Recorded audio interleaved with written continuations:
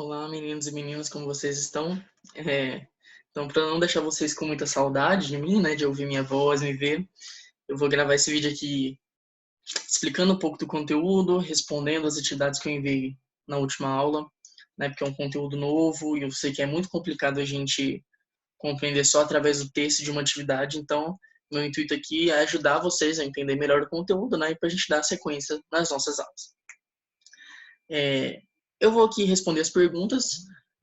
Eu não vou dar a resposta certinha na ordem. Então, eu vou ler essas duas primeiras questões e explicar o conteúdo. Você vai ter a sua resposta, você vai conseguir me ouvir e escrever com suas palavras, porque eu acredito que assim você sintetizando e me ouvindo, você vai conseguir de fato compreender o conteúdo. Porque se eu só der a resposta, você pode ficar, né, com preguiça de se esforçar um pouco, de quebrar a cabeça um pouquinho. Certo? Então, vou fazer igual sempre. Eu explico o conteúdo e a resposta vai estar embutida na minha explicação. Então, as duas primeiras questões são perguntando se nós podemos falar que os gregos, né, se a Grécia era um povo com, com tribos unidas, e a segunda era se nós podemos chamar a Grécia de país nesse momento, e por que que a gente chama esse momento, né, quando a gente vai se referir a esse período, a gente sempre fala de mundo grego. Então, primeiramente, a gente tem que lembrar que a Grécia, né, os primeiros povos, eles se formam, né, eles se fundam ali na região montanhosa da Península Balcânica, então era montanha para todo lado, era um vasto território de terras e de muito mar. Então, por conta disso, o contato físico entre essas tribos era mínimo, por uma questão de fato física, era complicado o contato entre elas. Então, dessa forma, cada tribo ela vai se desenvolver com sua própria característica. Então, elas vão ter nomes, elas vão ter, de fato, especificidades que não haviam em outras. Por exemplo, nós temos os dórios, que eram um povo mais guerreiro, que dominava já o bronze. Por outro lado, a gente vai ter os aqueus, que eram um povo mais simples, não tão guerreiro. Nós temos os eólios, os jônicos, Creta.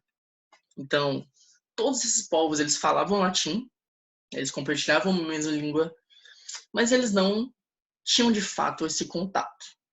Certo? Outra coisa importante a se dizer é que os gregos não se chamavam de gregos e nem chamavam seu território de Grécia.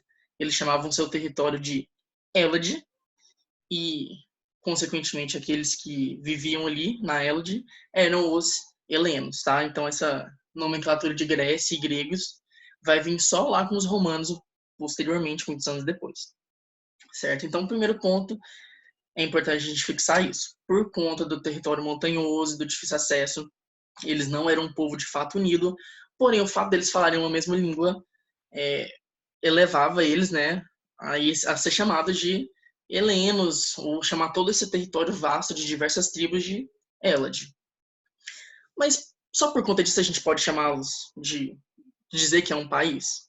Não, porque na atualidade, né, para nós, país é um lugar com território bem definido, né, com limitações, com fronteiras.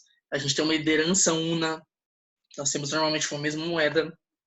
Então, tudo isso é a ideia de um país, né? Vamos lembrar lá da formação das monarquias nacionais. É bem essa ideia de país.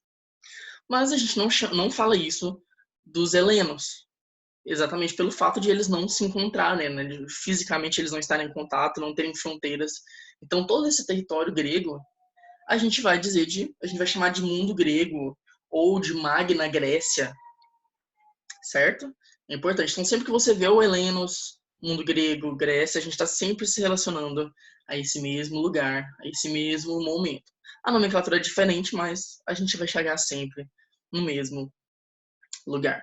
Então, a formação da Hélade e da Grécia, ela se dá à união desses diversos povos, né? Como eu já falei, os jônicos, eólios, aqueus, os dórios, cretenses. Então, com o tempo, essas tribos conseguem se unir, mas por divergências, principalmente pelos dórios, que eles eram uma tribo mais guerreira e queriam se impor sobre os outros. Acontece a primeira diáspora grega, então que é quando os gregos, uma vez unidos, eles se separam e eles conseguem se espalhar ainda mais por todo aquele território, pelo continente. Então isso vai fazer com que o território grego ele, de fato se expanda e cresça e faça com que novas polis, né, as poleis, polis, os estados gregos, surjam ainda mais com suas características afloradas, né? Então, é a partir daqui que a gente vai ter a formação de Esparta, de Atenas e de tantas outras famosas que a gente vai ver melhor na próxima aula. Então, hoje a gente está se atendo mais à formação, de fato, da Grécia sobre esses povos. Então, acredito que deu para compreender toda essa questão de por que chamamos de mundo grego e dessa união dessas tribos. E a terceira e a última questão é perguntando a importância de Heródoto. Eu acho que eu não coloquei sobre Hesíodo, mas Hesíodo e Heródoto no entendimento que nós temos sobre a Grécia. Quando a gente estava vendo no primeiro momento das nossas primeiras aulas, a gente estava discutindo sobre teoria da história e eu falei bastante sobre esse cara. Porque ele é quem vai escrever diversas histórias e narrativas sobre esse momento. É ele quem vai nos dar as informações que nós temos hoje, as principais informações sobre esse período. Por mais que ele não fosse um historiador no momento, ele escrevia contos, ele escrevia romances, né? Não necessariamente romances, mas eram histórias longas e contadas sobre as glórias, as vitórias, as derrotas de onde ele estava ali, nesse momento que ele estava instalado ali. Então, ele não vive no momento em que ele escreve, ele vai escrever histórias posteriores, né, ao nascimento dele, anteriores ao nascimento dele. Então, ele escreve fatos que ele não viveu, porém que foram passados, né, de pai para filho, e para o filho, e para o filho, e para o filho, enfim. Ele acaba eternizando elas ao escrevê-las. Então, a importância deles é essa.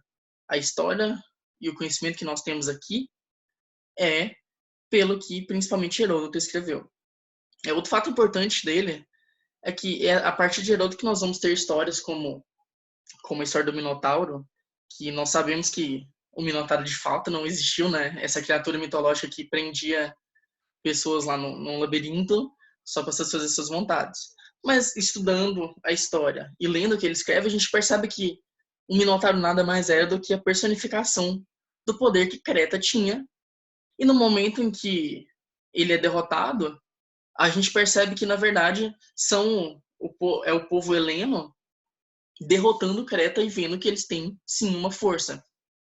Então, todas essas histórias e essas mitologias que a gente ouve desse período, sobretudo escritos por Heródoto, a gente consegue compreender o que se passou, o que se passava na cabeça daquele povo e como aconteceu a história.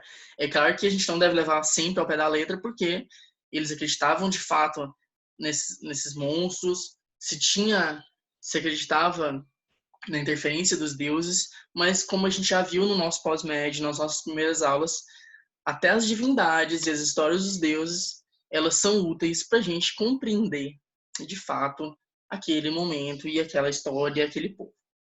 Certo? Então, por hoje a gente fecha por aqui, né? Vocês têm o texto de apoio que eu vou enviar, vocês têm atividade, vocês têm esse vídeo, então revejam esse vídeo, releiam os textos, porque na próxima aula a gente vai ver sobre Esparta e Atenas. Então, são duas poleis gregas super importantes, com suas super peculiaridades, elas são muito diferentes umas das outras, porém bastante importantes, são o cerne para a gente compreender esse momento da Grécia, certo? Esse momento do fortalecimento, de fato, dos helenos, certo? Então, fiquem em casa.